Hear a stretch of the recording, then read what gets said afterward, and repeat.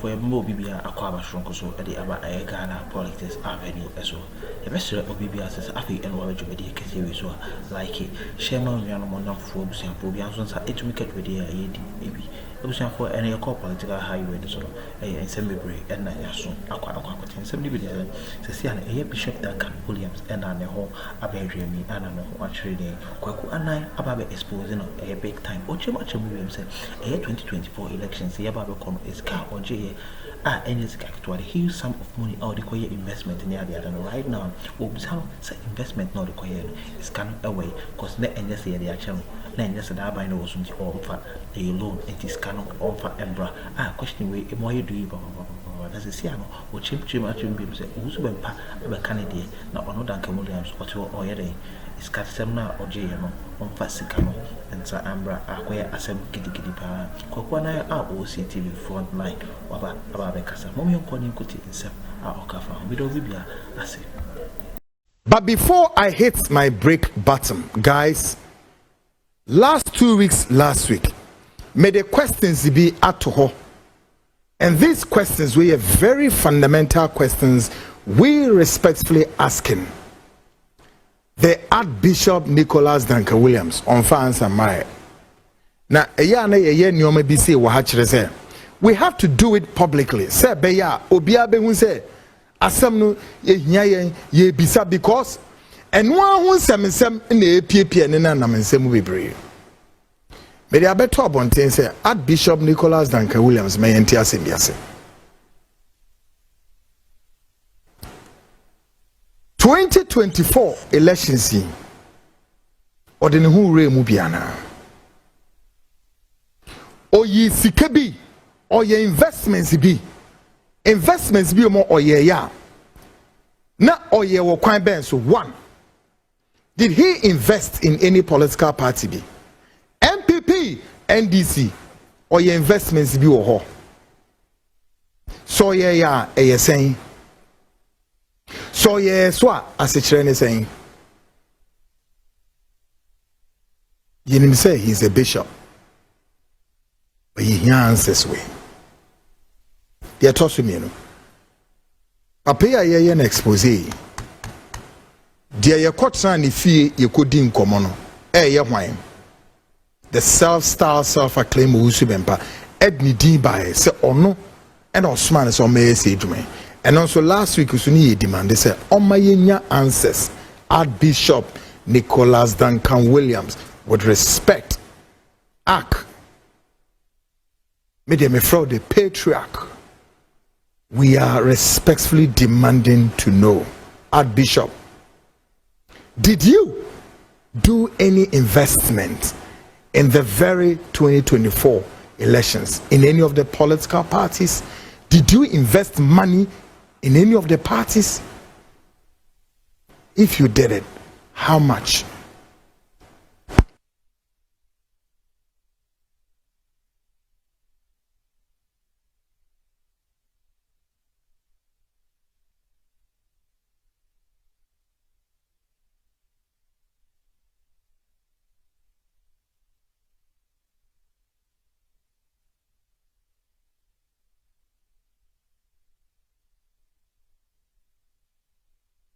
The only good thing is that the man who almost took about an hour of your time is your family man.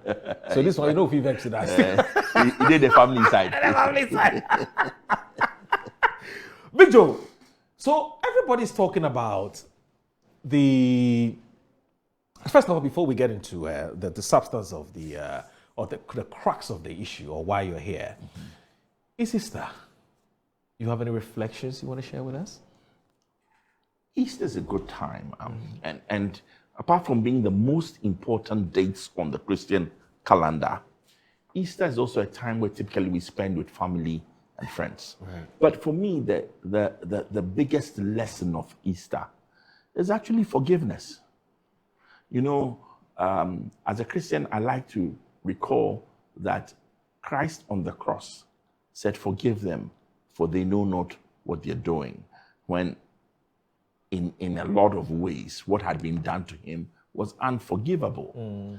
So I think if there's any message for this Easter and almost every Easter, is that go into Easter forgiving everybody who's wronged you and move on. And that is critical. Christ said, forgive them. And they had done unimaginable things to him. And so, hey, my resolution, and forgiveness is tough, man. If there's anything that is tough, is to forgive somebody who is, sometimes the worst part is that it's not even wronged you in the past. It continues to wrong you. And yet you have to forgive. So this Easter, if there's any message I have, forgive, move on. You know, I love Nelson Mandela's quote. He says, an unforgiven heart, bitterness, is like drinking poison and expecting your abuser to die. Wow. That's deep. That's deep, yes. It's like you drinking the poison and expecting the person who's abusing you to die. So you hear some people say, I have forgiven you, but I've not forgotten. But remember, forgiveness is not about saying it did not happen. That's not it. Forgiveness is not about saying it didn't hurt. Forgiveness is not about saying that throw it away. Forgiveness is that I make a conscious effort to expunge from my heart the bitterness, to expunge from my heart the hurt, so that I can move forward. I can forgive you without you ever contributing to it. I can forgive you even if you continue. So, forgetting, and remember, forgiveness is not also an invitation to come and walk over me again. So, I may forgive you. I will expunge, and it's a deliberate choice to expunge the hurt from my heart. But I may not forget because I don't want you to walk over me again. My difficulty, Mr. George Jackson, is that we celebrate these festive occasions which are grounded in religious doctrines, but we rarely do take the values away. We rarely do take the values with us. It's more celebratory. Well, the celebration is important. Because today, somebody's still beefing with somebody else. The person's not forgotten. Yeah. And forgiving. Sometimes forgiving the person. People in the hierarchy of Christendom. Yes. Yes. But so why do we celebrate these things when we're not prepared? Also because yes, it marks another year of life. See, part of the reason why we celebrate is that last year Easter I was alive. Yes. Another Easter has come. Yes, but I'm saying that beyond being alive, there are values and principles that these occasions are supposed to teach us or to remind us of. Yeah. So if we just say we're alive, and so it doesn't, so what? It doesn't matter whether you forgive or forget. It doesn't matter whether you're generous or wicked. It doesn't matter whether you are an honest person, whether you're an obedient person. What are we doing with these values? We get a point I'm making. Yes. What conscious efforts are religious leaders making to ensure that beyond the partying because you're alive and kicking, which is great because you have to be alive to forgive and forget. You know what I mean? If you are dead, you can't forgive. Yes. When I say that, when you are alive and kicking, how do we get these important concepts to be, you know what I mean, ingrained in you, such that there and there you say, well, I had an issue with you, but we are in an Easter or festive season, we're in an Easter season, so I've forgiven you. Then that's proper celebration of the occasion. You don't agree? I wish it was that simple. Okay. First of all, as religious leaders, a lot of them are going to go when we're in church on Friday, and right. We're in church on Sunday yesterday, yes. And I'm delivering a message of the values of Easter. Yes. And as human beings, that's why we're human beings. Yes. We listen, but otherwise we won't be human beings. Being human is striving for improvement. It's a journey. As a Muslim, it's a journey. As a Christian, it's a journey. It's to rise up above your base human instincts. And our base human instinct says, I won't forgive. You see what I'll do to you. But that's a base human instinct. So rising above it. So all we can ask our leaders to do, speak about it. Yeah. Teach about it. And in a lot of ways, you, the leader, live it. so that you will set as the right example. Yeah, because leadership must set the right tone, right? That's it. Okay. The next food crisis in Ghana may begin thousands of miles away in a narrow stretch of water between Iran and Oman. The Strait of Hormuz is not a place most Ghanaian consumers think about while buying tomatoes at the market or bread from a neighborhood bakery. Yet roughly 1/5 of the world's oil passes through this narrow maritime corridor. When tensions escalate there, the consequences ripple across global energy markets, shipping routes or routes, that's depending on America or British, and insurance costs, and eventually they arrive in Ghana's food markets. If the current geopolitical confrontation between the United States, Israel, and Iran were to evolve into a prolonged disruption of shipping through Hormuz, the effect would not first appear as a dramatic shortage of food in Ghana. The more likely outcome is something subtler, but economically powerful. A surge in food prices driven by energy and logistics costs rather than agricultural scarcity. What are you suggesting?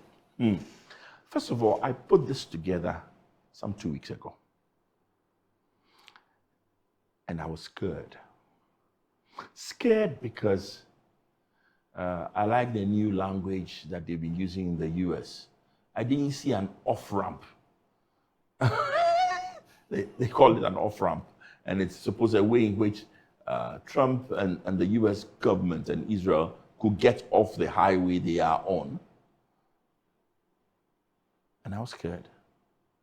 And if anything, I'm even more scared today than I was 2 weeks ago. Because I love this Akan proverb. You know I love Akan proverbs. I'll say it in Akan, then I will translate it. Ketsu nkezi moko ma atwer into mfifir. It says, Ketsu, that's the lizard. The lizard goes to eat pepper. And the frog starts to sweat. The US, Israel go and they go and misbehave in Iran. And then you and I sitting here, what have we done? We start to sweat. The truth of the matter is this. The Hormuz Strait, narrow strip of land, almost nobody before this war, nobody had heard of it. It controls 20% of energy exports. True. That's not just that. It is in proximity to all the Gulf states. So when you start talking about all the Gulf states, start thinking,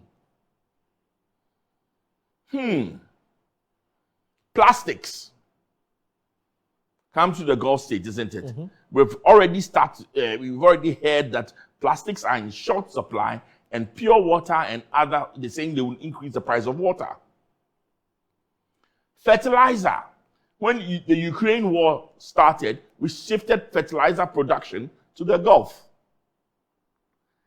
It ain't gonna come. We are in planting season. There's going to be a shortage of fertilizer. Then think about it. This is going to affect, one, all shipping costs in multiple ways.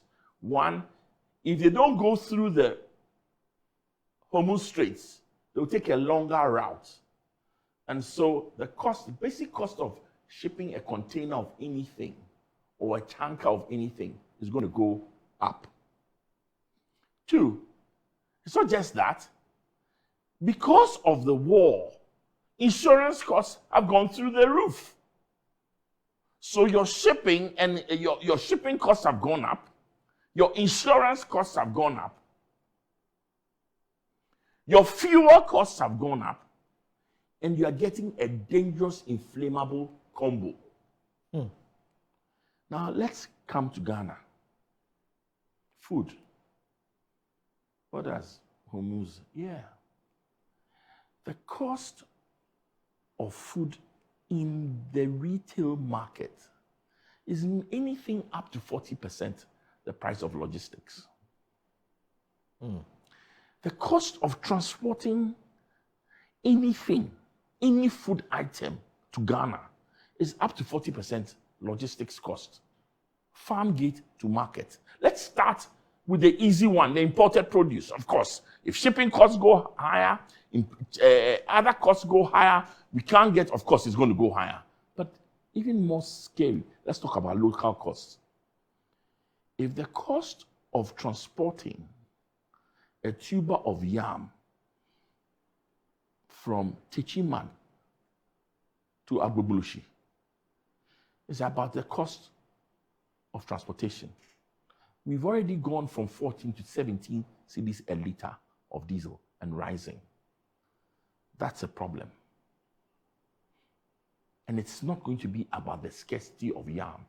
It's going to be simply, the first issue is going to be simply the cost, the logistic cost of transporting yam from Techiman to Agbobulushi in the example I used, or in use any other example.